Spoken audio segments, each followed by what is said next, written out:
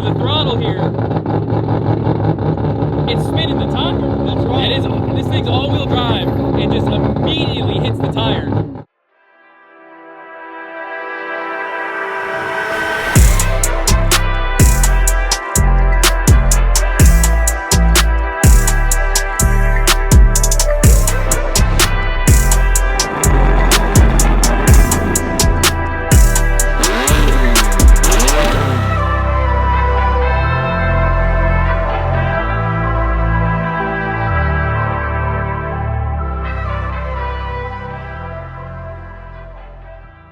What's up guys, Javi here from That Racing Channel. Welcome back to another one. We are out here at TX2K22 at Houston Raceway Park, and some of you might recognize this car behind me. This is Todd's all-wheel drive twin-turbo four-rotor RX7. You guys might have seen a sneak peek of this thing last year when we featured David's four-rotor. It's a little more dialed in now, so let's go ahead and catch up with Todd and see what's going on with it.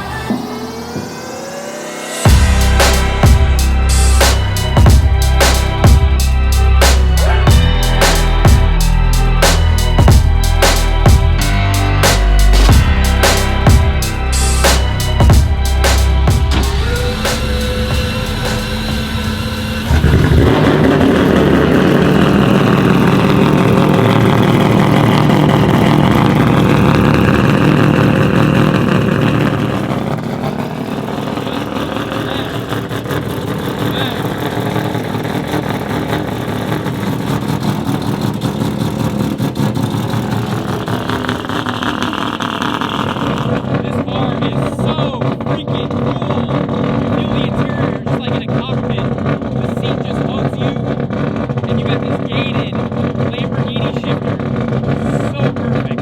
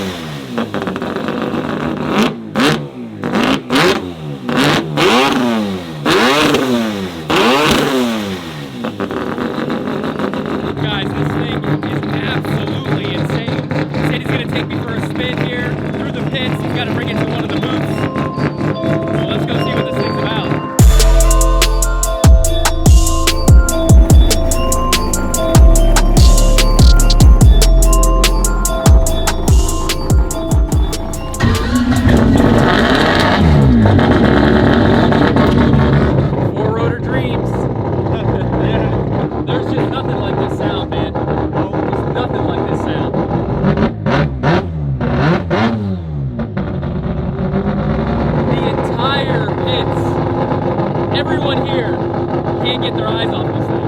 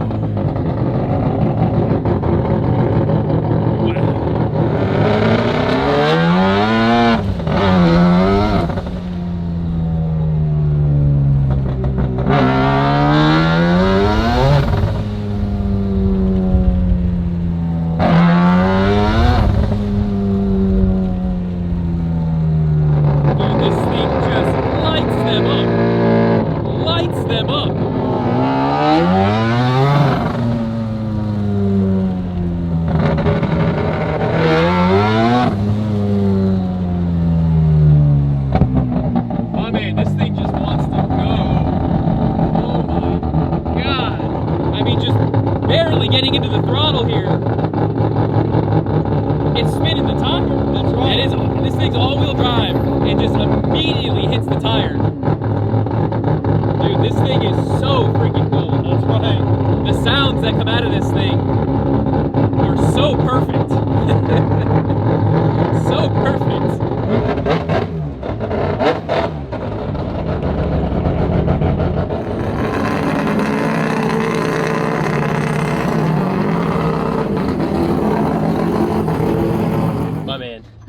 thing sounds incredible, and it's really fast. I mean, I know you're babying it there. Yeah. You're not, you know, going all out, but even just then, this thing's an absolute blast. That's right. It was an animal. It immediately just hits the tire. That's right. You built yourself quite a machine, sir. Well, thank you. I appreciate it. Thanks for your time. Absolutely. And I just got to say, this thing gets a huge TRC approved stamp.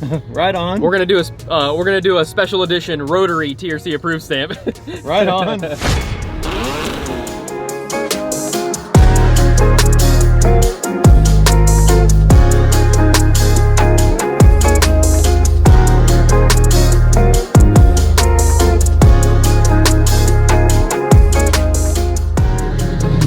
Todd, what's up, man? What's going on, man? It's great to see you again. Likewise. So it's been about a year since we saw this thing, and it looks to be, I see a couple different changes in the engine bay here. It looks to be sorted. It sounds amazing, but give us a walkthrough for those who haven't seen it on the full rundown on the build. So what we have here is it's an RX7 FD that is all-wheel drive, has a Lamborghini drivetrain in it, billet plated 4-rotor, twin Garrett turbos, engine management's elite, or not elite, sorry. It is a Haltech Nexus R5, which we worked at really hard over the last year to really sort out kind of a new platform. So we worked really hard to get that sorted out.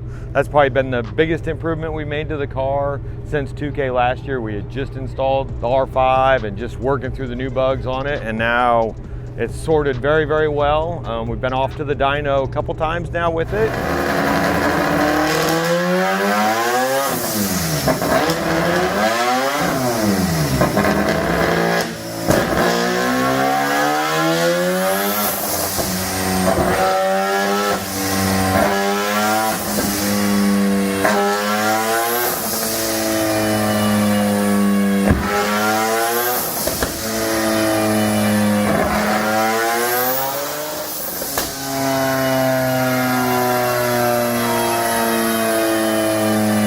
Right now we're running about 25 pounds of boost, making just under 1,200 horse, which is a big improvement from where I was at last year. We'd reworked the exhaust to get some exhaust gas pressures down and just start building some power. I've been working with David Mazzei, which all you guys know, black 4-rotor turbo car. I've been teaming with David to help sort this car out. He really knows what he's doing with tuning his car, and he's helped me get this car sorted out. We're actually getting ready to go to the dyno again here real soon. We're gonna finish up the tune, get some good power runs, and then just get the drivability so that we can hit the track with it. We've also done some oil system upgrades, put a really robust oil pump in it, high volume dry sump oil pump in it so that it has a good oil pressure. That's probably another one of the biggest improvements we've done. And then we've actually been driving it on the street. So we've actually been out. That's what we like to hear. Right, so we've actually been out on the street. So we have about 150 miles on it now. I know, that's not much for being a street car, but it is, something, a good milestone for us that it's actually been out on the street. That's the goal behind the car, is really drive it on the street, enjoy it, and then bring it out to events like 2K and maybe do some roll racing with it, get the fans to see it, just have experience with it. You don't get to see a 4-rotor very often, so it's great when you do get to see the 4-rotor. It's great attraction out here, as you'll probably see when it gets started up. The crowd just comes. It puts a smile on everyone's face. Right. They'll come running from the other side of the pits. I had yesterday, I was driving through the pits, doing some stuff. I had a young lady run from the other side of the pits just to find out who I was and what the car was. So, cool, that's what the big draw of the car is. It's great to be able to bring it out. It's great to make improvements on the car so that we can do things like bring it out and get the people to see it. I have probably somewhere around 10,000 hours in this car. Oh my God. So the car is an all steel bodied car. There's no fiberglass, other than the rear bumper, but the car was hand built by myself in my shop. I run a small fab shop outside of San Antonio. Forcefedfab is the name of my shop. We do custom builds like this. This is my business card right here, and so everything you see from the chassis fab to the sheet metal work on it, that's all my work. So that's incredible. Yeah. Honestly, because this entire car is pretty much custom. Right. I mean, so I guess give us an idea. So this is all-wheel drive. Right. How does all that work? So it has an all-wheel. It uses a Lamborghini Gallardo transmission, which has been moved to the back of the car. So that gives me the rear-wheel drive, and then the Gallardo, the transaxle, puts out an output for the front the front differential. Another way I can use that is because it's got Corvette C7 suspension on it, which allows me to use some components that bolt onto that suspension so I can put front drive shafts in it. So that's how it's all-wheel drive. So it does have a Lamborghini drivetrain in it, custom Corvette style torque tube, so it goes motor, torque tube, back to the transaxle, which is in the back end of the car. That's so cool, man. Yes. and you designed that, fab that all yourself? Right, I engineered all that stuff, kind of developed That's it. so cool. As everybody knows, we've got another guy out there who's got an all-wheel drive, four-rotor, uses a little bit different platform than I do, so he uses the Tezza. So more of like what you would think a traditional four-wheel drive car is, where it's got a transfer case, transmission transfer case, drive shaft to the back, drive shaft to the front. This is very different from that. So we're sending all the power to the back end of the car and then sending some power back up to the front. Interesting thing about the Graziano transaxle, which is who makes that transaxle, it doesn't put out, I can't differentiate the power that comes out of it. So it's a torque-based differential, so I get about 30% to the front wheels. So it's more similar to a GTR or like an R35 style than it is rear-wheel drive based all-wheel drive. Right. Rear-wheel based all-wheel drive. So which is and great. That with a stick shift, that's a fun ride. Right. So that's another great improvement I did this year. When I originally built the car, I built the car with an E-gear transmission because that's what's really available. I was fortunate enough late last year to find an actual physical manual gearbox out of a car that was burned out of Germany. So I had a new actual manual, originally factory manual, shipped over from Germany, and I got that installed in the car as well. So I can move through all the gears. I have all the gears, which is great for driving the car. That's one thing that's really added to the drivability. We recently just redid the exhaust, which is turbo back. I went full stainless tubular exhaust. From the turbo all the way back to the tailpipe, which has really changed the sound of it. Trying to get more of that 787 feel out of it, kind of that raspy bite that the 787 has. So we've been able to get more of that. Speaking my language. Right. So I know when we hear cars like David's car, or which actually George Dodworth's car now. Yeah. When we hear cars like that, we really get inspired by 787. And so the car didn't quite sound that way. So when I redid the exhaust earlier this year, I really went with that effect that I was trying to get more of that sound back out of the car. So give us a rundown on the actual four-rotor build. So it is an all billet-plated four-rotor. It was built between Australia and New Zealand. The motor was actually contracted through Billet Rotary Store, which Stephen at Billet Rotary Store, he contracted with several different people within Australia and New Zealand. E-shaft, it's got a precision E-shaft in it. Rohan with the Extreme Rotaries did all the housings, the balancing, did all the machine work for the peripheral ports, all that stuff. And then it was assembled at Pro Mazda's shop. So it's a Pro Mazda assembled Billet Pro, all billet plate engine. And I had that shipped over. I've had that for a couple years now. That came over just shortly before SEMA in 2019. So I have had that a little while. Has a custom dry sump system on it. Anything about four rotors don't come with anything. So when you get one, you've got a short block. It's your job to build the oiling system, the cooling system, all that stuff's all been custom fab. There's a custom billet dry sump pan on it. Has a Barnes 5-stage dry sump pump on it. Kind of another upgrade that we did late last year. It's a cast iron pump. Most people use the aluminum pumps. I opted for a cast iron pump to get some robustness, a little heavier, but don't have to go rebuild them. So the pump's actually out of a Duramax. Oh wow. So the pump is made for a Duramax pull truck. So we have a lot of oil pressure, good volume. Oil system's all completely 100% sorted, which I'm really happy about. You know, that's kind of our lifeblood in the rotary world. Well, any engine, right? So then on top of that, it has a custom made intake manifold, but it's there's a JMF billet intake off of an Evo.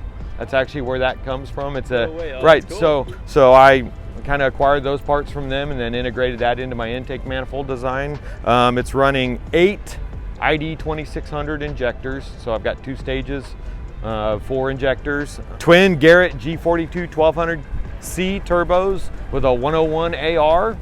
And that's going into a Garrett air-to-water intercooler. It's about a 3,000 horsepower, and then there's tile blow-off valves and V6, so there's V60 wastegates on both dual. Another upgrade we did too is I went CDI, so moved away from the smart coils, so now it's using a Fuel Tech the FT Spark. I got 2 FT Spark 4 units, 750 millijoule units. See that a lot in the drag racing world. Oh, yeah. So when we're running really rich mixtures like we need to on the rotary, we want that CDI Spark, and then again that's coupled with the Nexus R5. I'm using every input and output out of that R5. I have completely maxed my R5 because it's a PDM, it's an ECU. That's been a game changer for me as well, moving the car forward. The R5 has been a huge leap forward for me, both tuning wise and just making the car, kind of move the car along and get it moving down the road. So that's great, man. Well, you've done a heck of a job on this thing. Actually, if you wouldn't mind, let's walk around the car here and show everybody. So you can see here, I mean, this is not your typical FD body, right? So give us the story. You were mentioning to me that you bought the car wrecked and you just kind of... Yeah, the car actually was in a storage unit. The car had been wrecked a few years before, damaged by some storm damage on a storage unit. The car, it was a roller, but really had no parts to it. Had no front fenders, had no usable hood. And so I kind of looked at the car and looked at what the cost would be to put it back to being an FD, and it was just way more money than what I would spend to do this. So, and then of course the original build was built to go to SEMA. So it went to go to SEMA. So, you know, when you build stuff to go to SEMA, you got to go big, and this was go big. So it has a set of Toyo, they're 19-inch Toyo 345s in the rear, which is the largest tire that they make. And of course, there's not been any actual structural modification to the car to get those tires in it. I just widened the car out. The core structure of the car is just as it came from Mazda. So, which was one of the things I really want to do. I want to make sure that, hey, heaven forbid, I sell the car and somebody wanted to return it back to at least something that looked stock, they could actually really go back and do that. So like I said, it has a set of Austin 19s. They're 9.5 in the front and 13.5 in the back. It has a Willwood big brake kit on it. So of course we talked about, has the Corvette C7 suspension. So that's upper, lower control arms, the uprights, wheel hub bearings, and then of course the brake package is all for a Z06 Corvette.